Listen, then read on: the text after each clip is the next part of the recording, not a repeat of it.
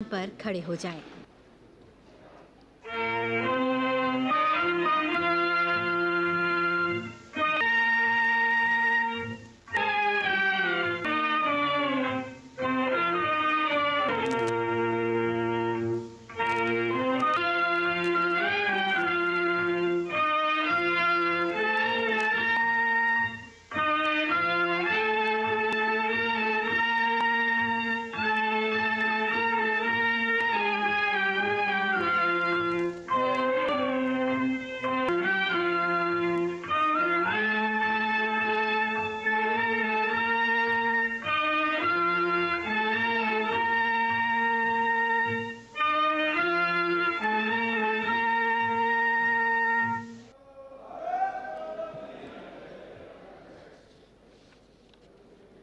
आज़ादी के अमृत काल में आइए नई ऊर्जा के साथ, नई चेतना के साथ अब कदम बढ़ाएं नव निर्माण की ओर। गणपति गजानन का आशीर्वाद लें, प्रस्थान करें संसद के नए भवन की ओर, जो भव्य है, विशाल है, आत्मनिर्भर भारत का प्रतिबिंब है, नए भारत का जीवंत स्वरूप है, जहां नूतन है और पुरातन भी, जहां कारीगरी है और तकनीक भी।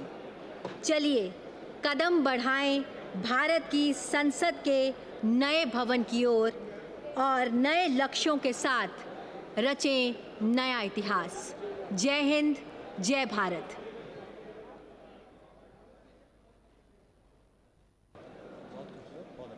Have it. Send a hello to me on WhatsApp. I don't have a number. Sunset TV वाले में हूँ आप?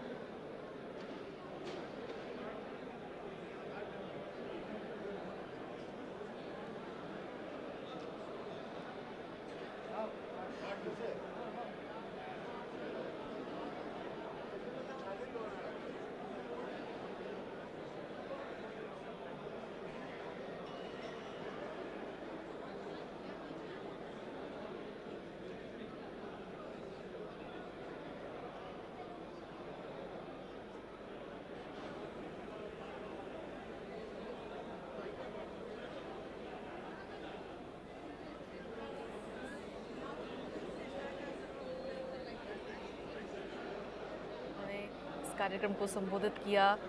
पुराने संसद भवन के केंद्रीय कक्ष में ये समारोह आज रखा गया था और इस दौरान प्रधानमंत्री ने तमाम बातों का जिक्र किया, लेकिन सबसे बड़ी बात उन्होंने कही कि नई संसद भवन के बाद उसमें शिफ्ट हो जाने के बाद में पुरानी संसद की जो गरिमा है वो कम नहीं होनी चाहिए।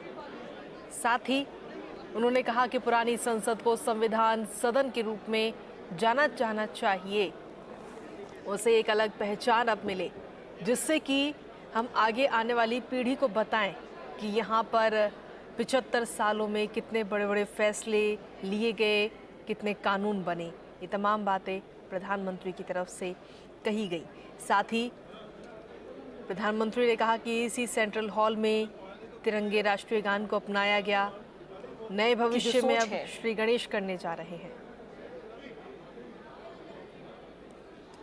उन्होंने कहा कि संविधान ने यहीं इसी केंद्रीय कक्ष में आकार लिया, इसी सदन ने 370 को हटाया, आज भारत 5वीं अड़ पर पहुंचा। भी तेजी